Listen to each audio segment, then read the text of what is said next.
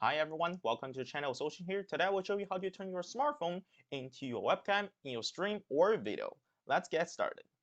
So the one app or software you would need on both your phone and computer is Zoom, which you could download Zoom for Windows, iOS, Mac, Android, everything. It's so versatile. So after you download the Zoom on your computer and phone, all you need to do is just log into Zoom on the computer. I personally like to log in Zoom on the computer just so it's a lot more easier than logging on my phone. So that's what I usually do. And all you need to do is just start your personal meeting. After you set up everything, all you need to do is join the Zoom meeting using your phone and turn on the video. This way you can see yourself in the Zoom meeting. And also, if you want to use the virtual background option, here's how you do it. Once you join the meeting on your phone, click on anywhere on the screen and more. And then click on background and filters. And just like this, I've already added a green background behind me, but if you don't have it, the only thing you will see is this blurry background. But that's fine. All you need to do is just go online, find a green background or screen protect background or anything, and save that image. And then click on the plus sign to import that green background you have downloaded in here. And that is our fake virtual green screen. An only issue about this is you might see sometime your hand will get cut off one time you don't want it to be. So that's one of the bad thing that might happen. And also because Zoom meeting uses Wi-Fi, which means if your Wi-Fi is not good, and then you might find that the video is slower than the speech. It's just like you're joining a meeting and you watch someone else start their video and you might feel like the video quality is not good or they're kind of cutting off or laggy. It's all based on Wi-Fi. So in OBS Studio, all you need to do is add your Zoom meeting.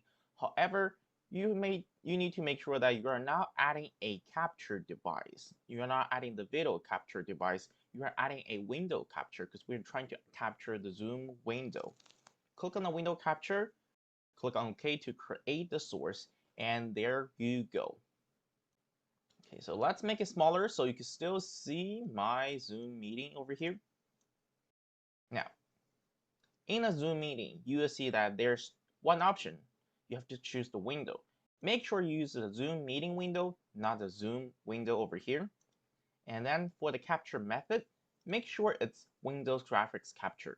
Because if you don't use that, it's going to give you the black screen. And now you can see myself. Well, you can see me. You can see yourself, not myself. All right.